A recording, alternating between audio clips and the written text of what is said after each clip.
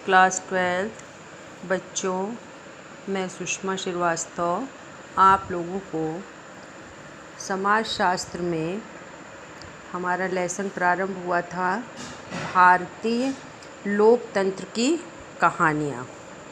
ये हमारा चल रहा था लेसन।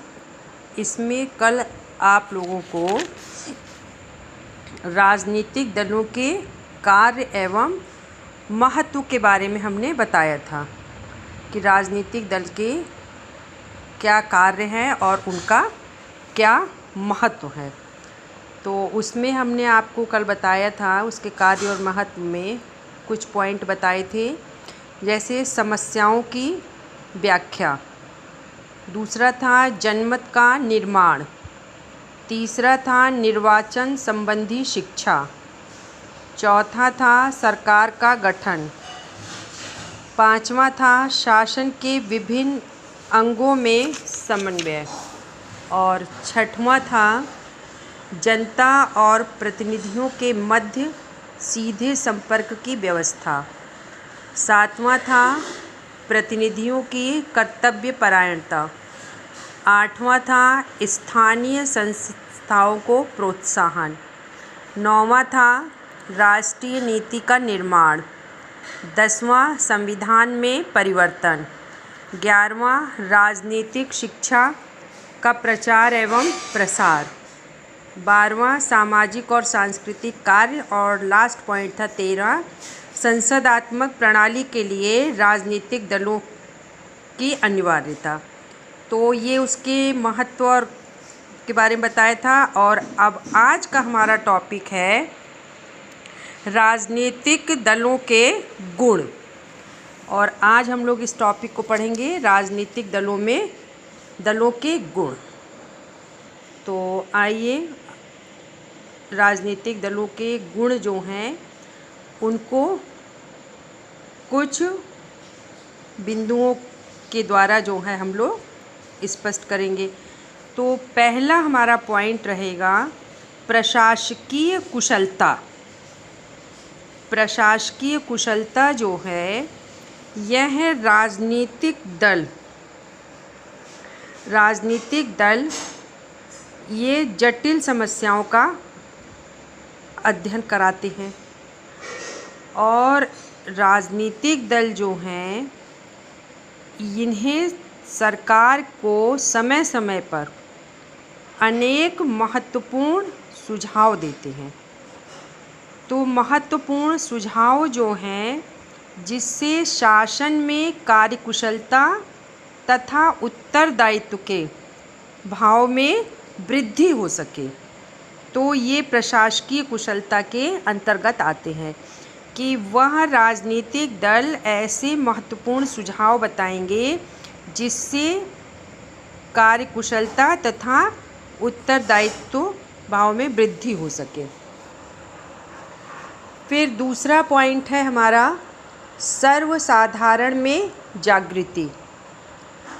सर्वसाधारण में जागृति से तात्पर्य है कि राजनीतिक दल निर्वाचनों में अपने प्रतिनिधियों को खड़ा करते हैं और निर्वाचन के समय विभिन्न राजनीतिक समस्याओं को जनता के समक्ष प्रस्तुत करते हैं। तो इन कार्यों के द्वारा जो है राजनीतिक दल जनता में पूर्ण रूप से राजनीतिक जागृति क्या करते हैं, उत्पन्न कर देते हैं, जिससे सर्वसाधारण को राजनीतिक समस्याओं का संपूर्ण ज्ञान हो जाता है। फिर तीसरा है राजनीतिक शिक्षा। राजनीतिक शिक्षा क्या है कि राजनीतिक दल जो हैं वह नागरिकों को निर्वाचन में भाग लेने के लिए मतों का उचित रूप से प्रयोग करने तथा मतदान की प्रक्रिया से संबंधित बातों का ज्ञान देते हैं। और जब वो बातों का उनको ज्ञान देते हैं तो राजनीतिक दल जनता के राजनीतिक ज्ञान में वृद्धि करते हैं। और फिर चौथा है शक्तिशाली सरकार का संगठन। तो शक्तिशाली सरकार का संगठन जो है वह राजनीतिक दल अपने प्रतिनिधियों को चुनाव में सफल बनाकर शक्तिशाली सरकार का निर्माण करते हैं। और यह शक्तिशाली सरकार जो है वह जनता के हितों का ध्यान रखती है और अपने पक्ष में लोकमत का निर्माण करती है। तो राजनीतिक दल सुसंगठित सरकार का निर्माण करके लोक कल्याण की भावना को प्रोत्साहित करते हैं। फिर पांचवा है हमारा दलीय अत्याचारों से मुक्ति। निर्वाचन में विजयी दल सरकार का निर्माण करता है और उसके विरोधी दल संगठित होकर सरकार के अनुचित कार्यों की आलोचना करते हैं। तो इस आलोचना के भय से सत्तारूढ़ दल को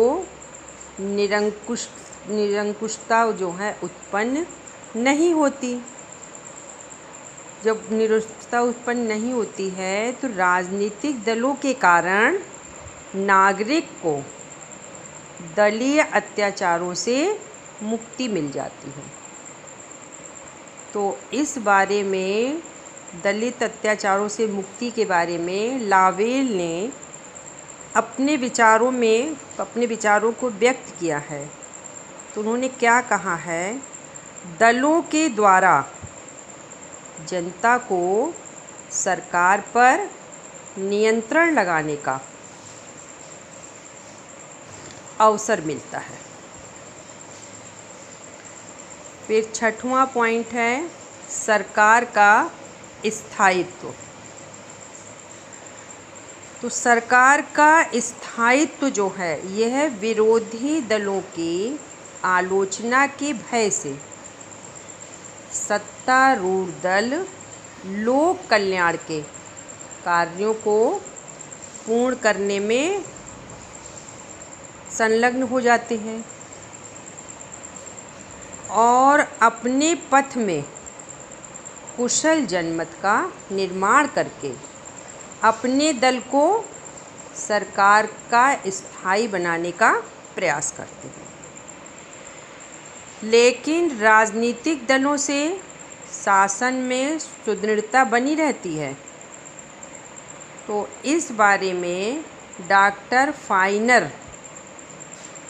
फाइनर ने कहा है, बिना संगठित राजनीतिक दलों के निर्वाचन गण या तो पंगु हो जाएंगे या विनाशकारी और ऐसी नीतियां ग्रहण करेंगे कि समस्त शासन व्यवस्था ही अस्त व्यस्त हो जाएगी।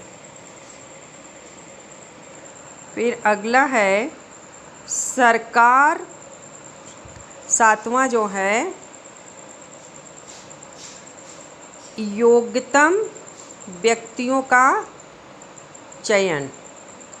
तो योग्यतम व्यक्तियों का चयन कैसे होगा कि राजनीतिक दलों का यह उद्देश्य जो है निर्वाचन में विजयी होकर शासन सत्ता को अपने हाथ के लोगों का होता है। शासन सत्ता जो है अपने हाथों में ले लेते हैं और इस उद्देश्य की पूर्ति के लिए राजनीतिक दल ऐसे योग्यतम व्यक्तियों का चयन करते हैं जो विजयी होकर दल की सरकार को स्थायित्व प्रदान कर सके और राजनीतिक दलों द्वारा योग्यतम व्यक्तियों को प्रोत्साहन दिया जाए। फिर 8वां है हमारा सरकार तथा नागरिकों में सहयोग। सरकार तथा नागरिकों में सहयोग ये राजनीतिक दल विधानमंडलों में अपने प्रतिनिधियों को निर्वाचित कराकर भेजते हैं और विजयी प्रतिनिधि का निर्वाचकों से परिचय कराते हैं। तो राजनीतिक दलों के माध्यम से सरकार और नागरिक के बीच संबंध स्थापित हो जाते हैं और सरकार को नागरिकों का सहयोग भी प्राप्त हो जाता है। अब 9वां है लोकतंत्र का संचालन संभव। तो लोकतंत्र के संचालन में भी राजनीतिक दलों के द्वारा ही लोकतंत्र का संचालन संभव होता है। क्यों? क्योंकि लोकतंत्र राजनीतिक दलों के बिना संभव नहीं हो सकता। तो इसमें बर्क ने कहा है दल प्रणाली चाहे पूर्ण रूप से भले के लिए हो अथवा बुरे के लिए, पर स्वाधीन शासन के लिए अपरिहार्य है। और इन्हीं की बात को, बर्क की बात को ध्यान में रखते हुए ब्राइस ने भी अपना मत दिया है। इन्होंने कहा है राजनीतिक दल अनिवार्य है। कोई भी बड़ा स्वतंत्र देश उनके बिना नहीं रह सकता। फिर 10वां है शासन में लचीलापन उत्पन्न करना। शासन में लचीलापन उत्पन्न करना राजनीतिक दल का संविधान और सरकार में लचीलापन उत्पन्न करते हैं। तो राजनीतिक दल शासन के विभिन्न अंगों के समन्वय और सामंजस्य उत्पन्न करते हैं। फिर 11वां पॉइंट है राष्ट्रीय एकता का साधन। राष्ट्रीय एकता का साधन जो है ये राजनीतिक दल समाज में उस व्यापक दृष्टिकोण के निर्माण करने में सहायक होते हैं जिससे राष्ट्रीय एकता के बंधन सुदृढ़ होते हैं। तो राष्ट्रीय एकता के साधन के बारे में पैटरसन ने कि राजनीतिक दल राष्ट्रीय एकता का विकास करने और उसे बनाए रखने में सिद्ध होते हैं। तो ये हमने पढ़ा था राजनीतिक दलों के गुण। तो राजनीतिक दलों के गुण में 11 पॉइंट थे। पहला था प्रशासकीय कुशलता, दूसरा था सर्वसाधारण में जागृति, तीसरा था राजनीतिक शिक्षा, चौथा शक्तिशाली सरकार का संगठन, पांचवा दलीय अत्याचारों से मुक्ति, छठा सरकार का स्थायित्व, सातवां योग्यतम व्यक्तियों का चयन, आठवां सरकार तथा नागरिकों में सहयोग, नौवां लोकतंत्र का संचालन संभव, 10वां शासन में लचीलापन उत्पन्न करना और 11वां राष्ट्रीय एकता का साधन। तो ये तो इसके गुण हो गए। और अब इसमें जहाँ पे गुण होते हैं वहाँ पे कुछ न कुछ दोष भी अवश्य पाए जाते हैं। तो राजनीतिक दल में अभी तो हमने इनके गुणों के बारे में जानकारी प्राप्त की। अब हम इसके जो दोष हैं उसके बारे में भी पढ़ेंगे कि राजनीतिक दलों में क्या दोष है। तो उन दोष के बारे में, राजनीतिक दलों में जहाँ गुण अधिक हैं तो वहीं दूसरी ओर उनमें अनेक प्रकार के अवगुण भी हैं। जैसे अमेरिका के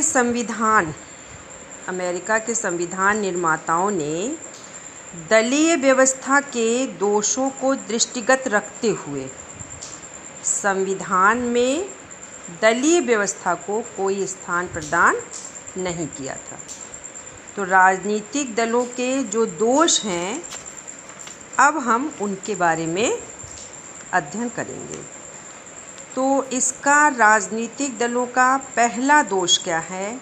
जनता का विभाजन। राजनीतिक दल अपने अपने पक्ष में जनमत निर्माण का प्रयास करते हैं। तो इन दलों के द्वारा जनमत क्या होता है? विभाजित हो जाता है। फिर दूसरा है व्यक्तिगत स्वतंत्रता का अतिक्रमण।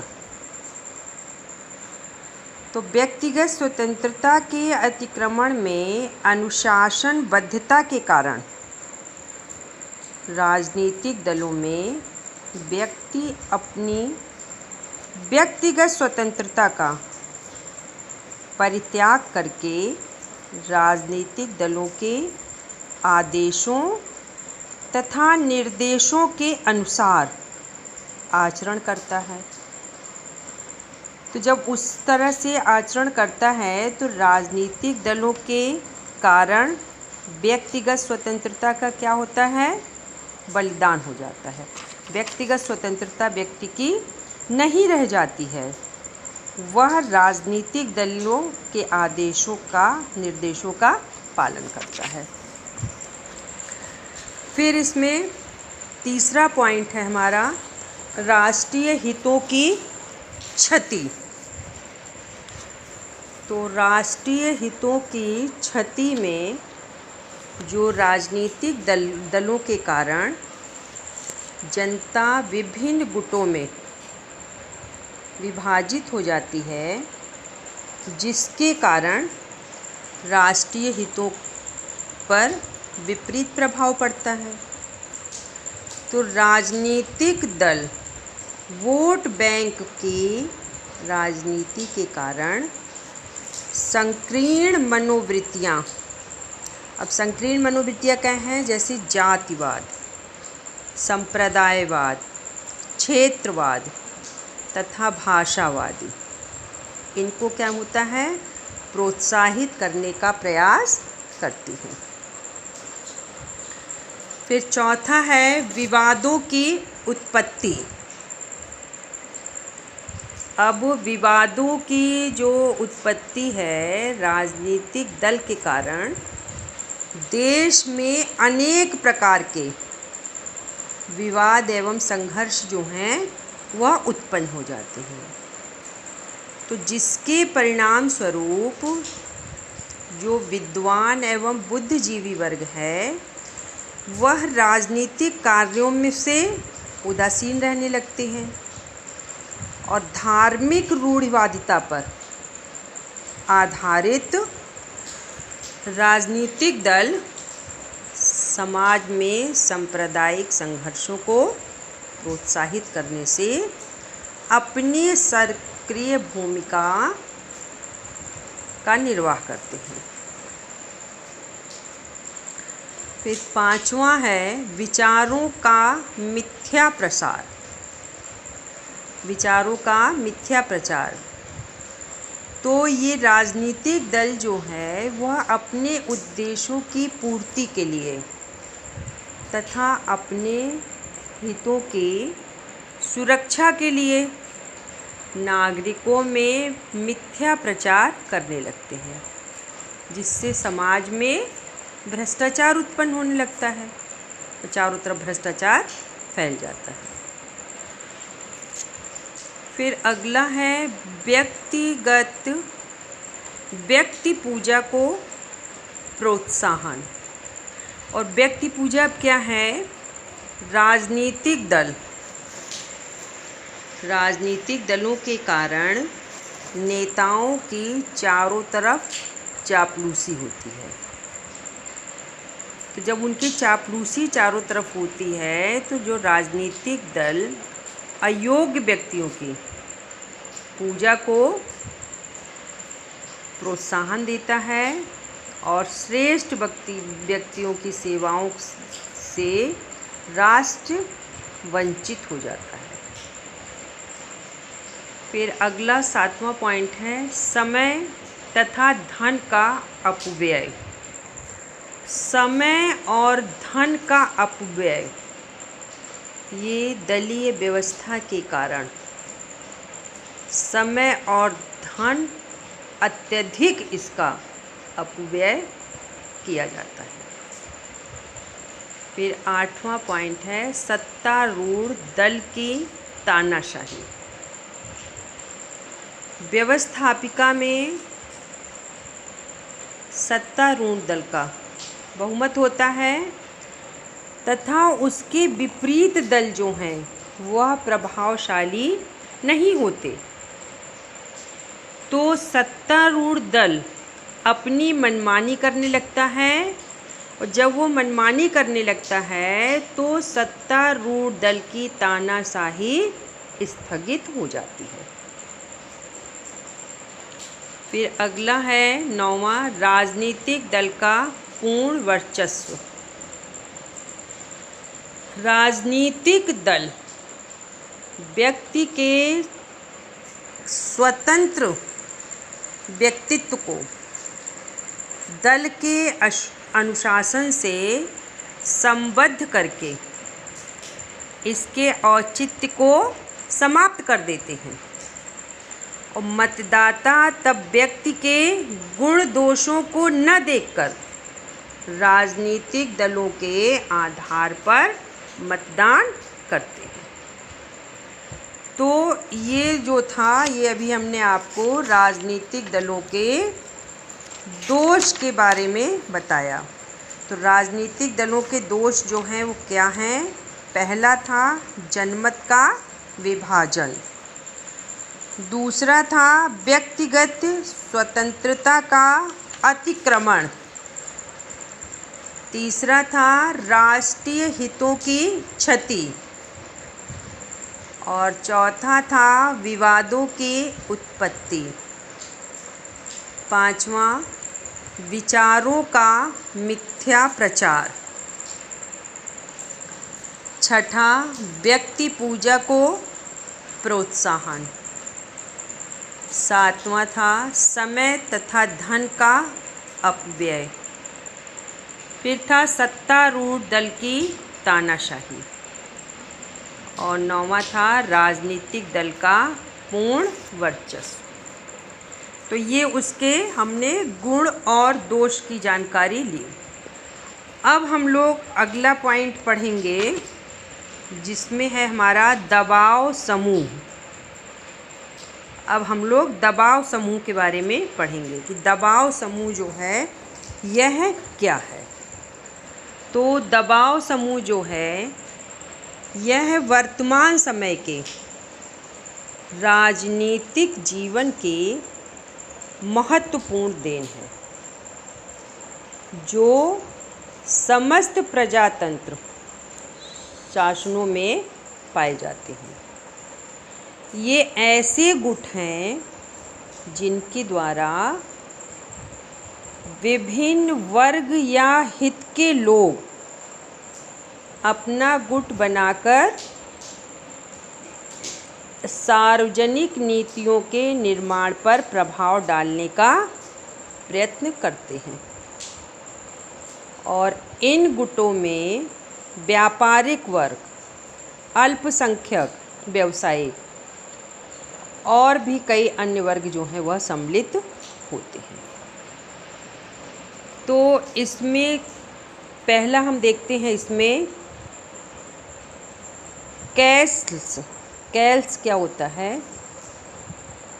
कैल्स जो है यह दबाव समूह, ये दबाव समूह का ऐसा संगठन है जो शासकीय क्रियाकलापों द्वारा अथवा उनके बिना ही राजनीतिक परिवर्तन लाने का प्रयास करते हैं और जो स्वयं किसी विधानमंडल में उस समय विशेष प्रतिनिधित्व प्राप्त कर राजनीतिक दल के रूप में न हो। दूसरा है वीनर। वीनर ने क्या कहा है, ये इनकी परिभाषा है दबाव समूह की। तो ये पहला जो था परिभाषा हमारा था कैल्स का था, दूसरा है वीनस का। वीनस ने कहा है कि दबाव समूह से हमारा तात्पर्य शासन के ढांचे के बाहर स्वैच्छिक रूप से संगठित ऐसे गुटों से होता है जो प्रशासनिक अधिकारियों के नामजदगी के और नियुक्ति विधि निर्माण और सार्वजनिक नीति के क्रियान्वयन को प्रभावित करने में प्रयत्नशील होते हैं। अब तीसरी है परिभाषा हमारी ओडी गार्ड। ओडी गार्ड ने कहा है दबाव समूह ऐसे व्यक्तियों का औपचारिक संगठन है जिनके एक अथवा अधिक सामान्य उद्देश्य अथवा कार्य स्वार्थ होते हैं और जो घटनाओं के क्रम को विशेष रूप से सार्वजनिक नीति के निर्माण और शासन को इसलिए प्रभावित करने का प्रयास करते हैं कि ये अपने हितों की सुरक्षा और वृद्धि कर सके। और चौथी परिभाषा है हमारी एहरमैन। एहरमैन ने क्या कहा है कि दबाव समूह वह स्वैच्छिक समिति है जिसके सदस्य किसी हित के बचाव के लिए परस्पर संबद्ध होते हैं। तो ये हमने इसकी दबाव समूह की 4 परिभाषाओं के बारे में आपको बताया। कैल्स, वीनर, ओडीगार्ड और एहरमैन। अब दबाव समूह का अगला पॉइंट है दबाव समूह और राजनीतिक दल। दबाव समूह और राजनीतिक दल में ये क्या है, कैसे हैं? तो इसमें जो है दबाव समूह और राजनीतिक दलों को, ये दोनों जो हैं ये गुट शासन पर किन्हीं नीतियों को ग्रहण करने और किन्हीं को त्यागने के लिए दबाव डालते हैं कि उसमें से कुछ ग्रहण कर लिया जाए और कुछ को छोड़ दिया जाए। तो जिससे क्या है, सरकार प्रभावित होती है। ऐसा ही कार्य राजनीतिक दल भी करते हैं। तो कुछ विचारकों ने कहा है कि दबाव समूह और राजनीतिक दल एक नहीं है। दबाव समूहों तथा राजनीतिक दलों में अंतर है। अब वो क्या अंतर है, अब आइए इसको जानते हैं कि राजनीतिक दल में और दबाव समूह में क्या अंतर है। तो जिसमें पहला है दबाव गुटों की तुलना में राजनीतिक दलों का संगठन विस्तृत व व्यापक होता है। दूसरा है राजनीतिक दल दबाव गुटों की भांति सांप्रदायिक, वर्गीय व संकुचित हितों का इसमें कोई प्रश्न नहीं है। ये राष्ट्रीय हितों के अभिवृद्धि करने का दावा करते हैं। और तीसरा है, राजनीतिक दलों का उद्देश्य शासन सत्ता पर अपना अधिकार करना होता है, लेकिन दबाव गुटों का उद्देश्य केवल अपने स्वार्थ की पूर्ति करना होता है। फिर उसके बाद चौथा है कि दबाव गुट अपने उद्देश्यों की पूर्ति के लिए निर्वाचन में अपने उम्मीदवार खड़े नहीं करते, अपितु वे पर्दे के पीछे से विभिन्न दलों के सदस्य की यथासंभव सहायता करते हैं। फिर पांचवा है कि दबाव गुट का प्रभाव राजनीतिक दलों की अपेक्षा संकुचित दायरे में होता है। अब जो है राजनीतिक दल अपने कार्यों व नीतियों को वर्गीय उद्देश्यों की ओर मोड़ देता है, तो गुट या समूह जो है वह दलबंदी का रूप धारण कर लेते हैं। और अब अगला हेडिंग हम लोग देखेंगे, अगला टॉपिक हमारा रहेगा दबाव समूह का महत्व। दबाव समूह के महत्व के बारे में कि दबाव समूहों को घृणा की दृष्टि से देखा जाता है। आज भी प्रजातंत्रात्मक शासनों की विशेषता जो है वह यही है कि इसमें ये कहा जाएगा कि फ्रेडरिक ने कहा है अपने शब्दों में, कूड़ा उठाने वाले और राजनीति शास्त्र के गंभीर छात्र सभी इन दबाव समूहों को हेय दृष्टि से देखते हैं। लेकिन अब ऐसा नहीं है, क्योंकि ब्रिटेन के जो प्रधानमंत्री चार्चिल ने प्रवर समिति में ऐसे अवसर पर बोलते हुए कहा था, जब कॉमन सभा में एक सदस्य पर बाहर से आर्थिक सहायता लेने संबंधी आरोप पर विचार हो रहा था, तो हमें से यह आशा नहीं की जाती कि हम सब एक शालीन सभा के सदस्य हैं जिनका अपना कोई विशिष्ट हित नहीं है। तो ये हास्यप्रद है, ऐसा केवल स्वर्ग में ही संभव हो सकता है, यहाँ पर नहीं। तो विधानमंडलों पर जितना अधिक प्रभाव इन समूहों का पड़ता है, उतना किसी अन्य तत्व का नहीं। तो ये कहा जाएगा कि इन गुटों को विधानमंडल के पीछे एक विधानमंडल ही है।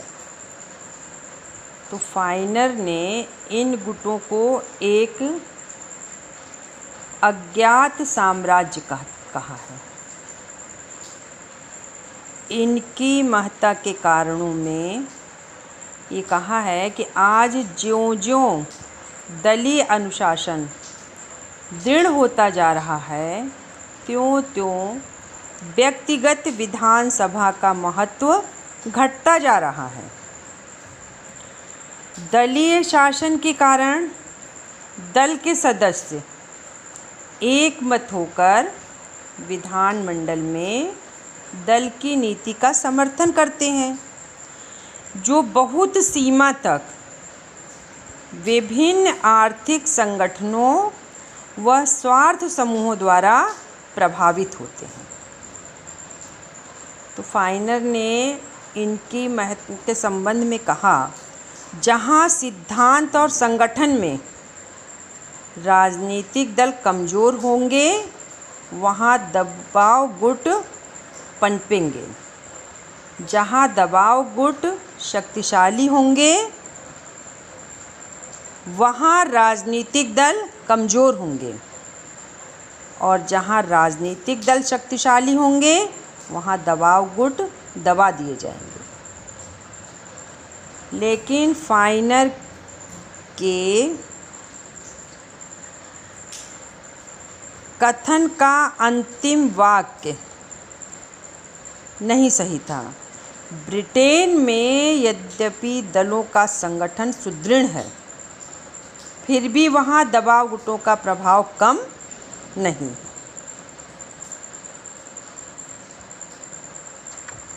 तो ये था दबाव समूह का महत्व। अब अगला हमारा टॉपिक है भारतीय राजनीति पर दबाव समूहों का प्रभाव। भारतीय राजनीति पर दबाव समूहों का प्रभाव, अब इसके बारे में हम लोग पढ़ेंगे। तो भारत में अनेक प्रकार के दबाव समूह क्रियाशील हैं। प्रोफेसर मॉरिस जोन्स ने कहा है कि इनमें से अधिकार जो है वह दबाव समूह गैर सरकारी और अज्ञात संगठन है, जो किसी न किसी रूप में संपूर्ण देश की राजनीतिक और सामाजिक संरचना को प्रभावित करती है।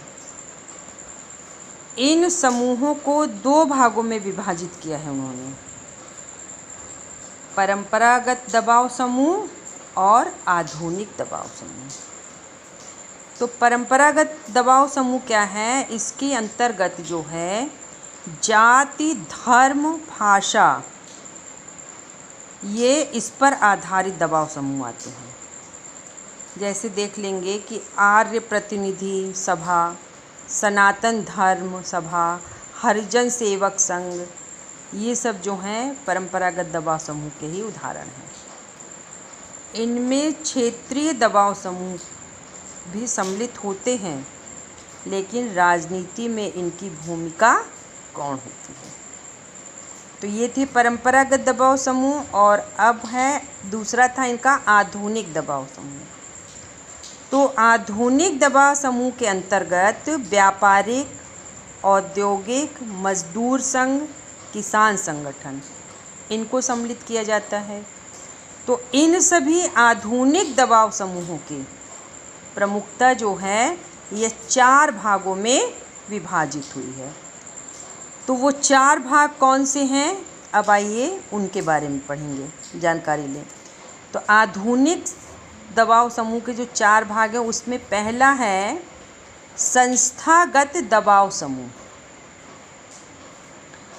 संस्थागत दबाव समूह जो है यह आधुनिक समूह जो है व्यापारिक एवं औद्योगिक गुट,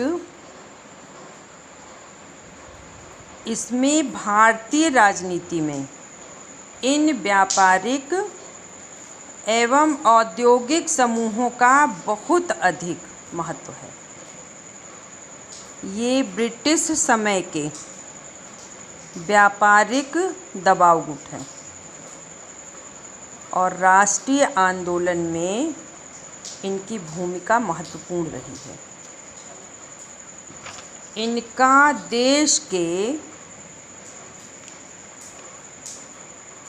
देश के प्रमुख समाचार पत्रों पर व एजेंसियों पर नियंत्रण है। इनके प्रवक्ता जो हैं वह संसद तक में उपस्थित रहते हैं, जिनकी मंत्रियों तक पहुंच रहती है। वीनर ने कहा है, बड़े बड़े पूंजीपतियों के उच्च प्रशासनिक अधिकारियों से अनौपचारिक व्यक्तिगत संपर्क है, जिसका आधार कभी पारिवारिक या सामुदायिक पृष्ठभूमि या व्यक्तिगत मित्रता होती है और कभी पूंजीपतियों द्वारा अधिकारियों का दिया जाने वाला धन होता है। फिर दूसरा है समुदायात्मक दबाव समूह। ये जो है भारत में शिक्षित व बौद्धिक वर्ग के दबाव गुट हैं। तो ये शिक्षित वर्ग में जैसे आपके वकील हो गए, चिकित्सक हो गए, इंजीनियर हो गए, ये सब हैं। तो ये अपने हितों की सुरक्षा के लिए इनके संग बने हुए हैं और ये सरकार की नीतियों तथा क्रियाकलापों को अप्रत्यक्ष रूप से प्रभावित करते हैं। जैसे Akhil Bharatiya railway association, Akhil Bharatiya post और तार संघ, अखिल भारतीय बैंक रोजगार संघ, अखिल भारतीय विश्वविद्यालय एवं कॉलेज अध्यापक संघ, ये प्रमुख उदाहरण हैं इसके। इनमें से कुछ के प्रतिनिधि संसद व विधान मंडलों में भी चुनकर जाते हैं। कानून निर्माण में ये अपने हितों के अनुसार शासन को प्रभावित करते हैं। फिर तीसरा है असमुदायात्मक दबाव समूह। तो भारत में जो ये मजदूर संघ भी एक प्रभावशाली दबाव समूह है। मजदूरों में बहुत एकता होती है। तो इस समय मजदूर संघों का आंदोलन राजनीति में अपना प्रभुत्व रखता है। भारत में इन मजदूर संघों का राजनीतिक दलों से इतना घनिष्ठ संबंध है कि इन दलों का सहायक संगठन, इन्हें सहायक संगठन कहा जाता है।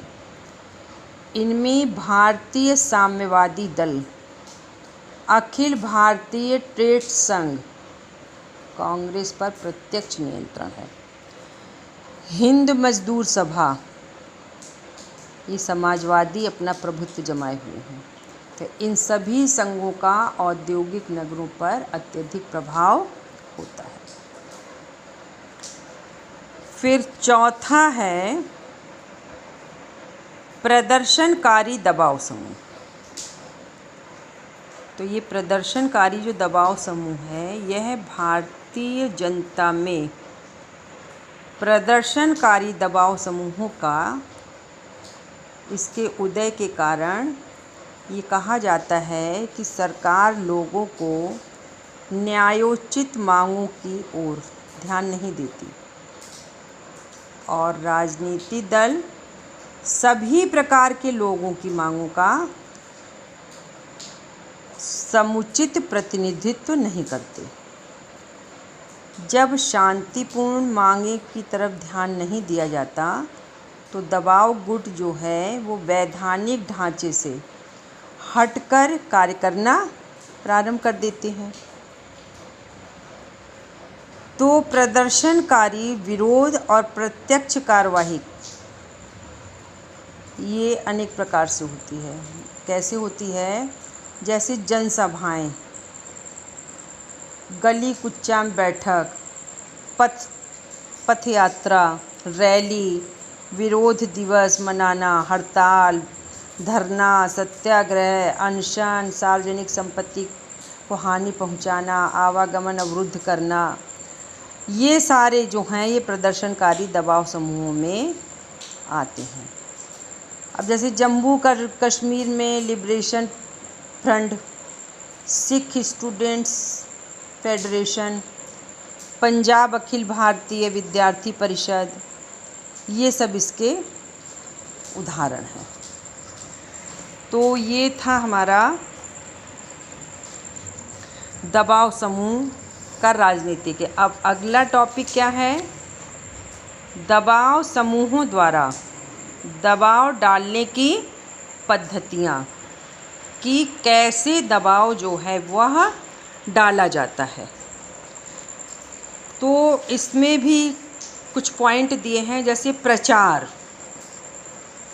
प्रचार जो है ये दबाव समूह अपनी समस्याओं की ओर सरकार का ध्यान आकर्षित करने से पूर्व जनमत की सहानुभूति प्राप्त करने का प्रयत्न करते हैं और इसके लिए समाचार पत्र प्रकाशित करते हैं और जनमत के सामने अपने पक्ष के हितकारी रूप में प्रस्तुत करते हैं।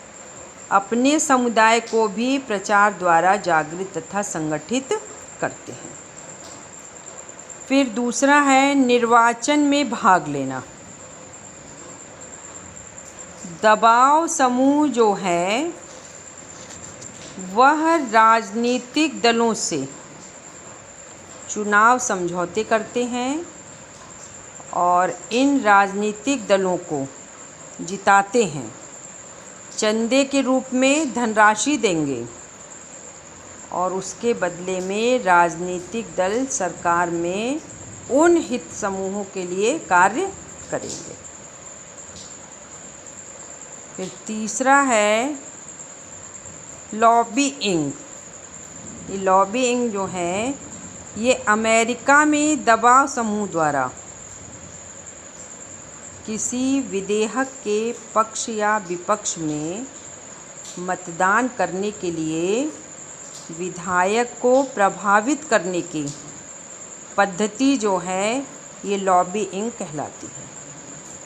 तो इसमें जो है यह समूह विधायकों को दबाव, लालच, रिश्वत, ब्लैकमेल किसी भी तरीक़ों से प्रभावित करने का प्रयत्न करते हैं और विधायकों को प्रभावित करने वाले हित समूहों के एजेंट लॉबी सिस्टम कहलाते हैं। तो ये अमेरिका में इस समय एक नई पद्धति ग्रास रूट्स लॉबिइंग शुरू हुई है, जिसका मतलब है कि किसी सीनेटर व या कांग्रेस सदस्य के निर्वाचन क्षेत्र के मतदाताओं को तार एवं टेलीफोन द्वारा बातचीत से प्रभावित करना। फिर चौथा है जनमत को प्रभावित करना। दबाव समूह सरकार को प्रभावित करने से अधिक जो है वो जनता को प्रभावित करना आवश्यक समझते हैं। ये समूह जनता को अपने पक्ष में करने के लिए जनता से निरंतर संपर्क बनाए रखते हैं। फिर ये अपने समाचार पत्रों, सार्वजनिक सम्मेलनों तथा प्रचार के अन्य साधनों द्वारा जनता को अपने विचारों के अनुसार ढालने की कोशिश करते हैं। क्योंकि ये समूह जानते हैं कि लोकतंत्र में जनता ही सच्ची शक्ति है। फिर पांचवा है हड़तालें तथा प्रदर्शन। तो ये दबाव समूह अपने पक्ष में हड़तालें एवं प्रदर्शन आयोजित करके शासन को प्रभावित करने का प्रयास करते हैं। फिर अगला है न्यायालयों की सहायता। तो दबाव समूह कभी अपने हितों के प्रतिकूल होने वाले किसी शासकीय काम या पास हुए विधेयक के प्रभाव को शून्य करने के लिए न्यायालय की शरण भी लेते हैं। अब जैसे भारत में अनेक बार ऐसा देखा गया है कि विभिन्न दबाव समूह ने न्यायालय की शरण ली और अनेक अधिनियमों को असंवैधानिक घोषित किया। तो ये तो हुआ हमारा आज का लेसन, जिसमें आपको ये बताया गया कि दबाव समूह। तो ये लेसन आज हमारा समाप्त हुआ, भारतीय लोकतंत्र की कहानियाँ। तो इसमें हमने संविधान पढ़ा था, तो इसको आपको शॉर्ट में बता दें कि संविधान जो है वो क्या है, राज्य के ढांचे, बनावट और संगठन को निर्धारित करने वाले नियमों व सिद्धांतों को सम्मिलित रूप से संविधान कहा जाता है। संविधान लिखित नियमों का संग्रह होता है। इसके द्वारा राज्य का स्वरूप, संगठन, कार्यक्षेत्र तथा अधिकार निश्चित होते हैं और साथ ही नागरिकों के पारस्परिक संबंधों की विवेचना होती है। फिर दूसरा है हमारा राजनीतिक दल। राजनीतिक दल जो है, इसको बता दें ये क्या है। राजनीतिक दल जो है वो व्यक्तियों के उस समूह से है जो राजनीतिक उद्देश्यों की पूर्ति करने के लिए सरकार पर नियंत्रण रखने, सरकार का गठन करने तथा वर्तमान सरकार को अपदम करने का प्रयत्न करता है। फिर था दबाव समूह, ये पढ़ा था हमने। तो दबाव समूह या गुट, तो दबाव समूह जो है या गुट जो है, यह जो है जिनके द्वारा समान हित वाले व्यक्ति सार्वजनिक मामलों की गतिविधियों को प्रभावित करने का प्रयास करते हैं। दबाव समूह औपचारिक रूप से प्रशासनिक नियंत्रण प्राप्त करने का प्रयास करता है। फिर पढ़ा था हमने, इसमें था लोकतंत्र। तो लोकतंत्र जो है उस शासन प्रणाली से है जिसमें शासन की संपूर्ण शक्ति जनता में निहित होती है। लोकतंत्र को जनता का, जनता के द्वारा, जनता के लिए शासन माना जाता है। तो आज हमारा ये लेसन जो है यह समाप्त हो गया और इसके जो प्रश्न हैं वह आप लोगों को फिर बता देंगे। आज इतना ही हो गया। इसका क्वेश्चन जो है वो आप लोगों को लिख कर के दे देंगे। आज के लिए बच्चों इतना। धन्यवाद।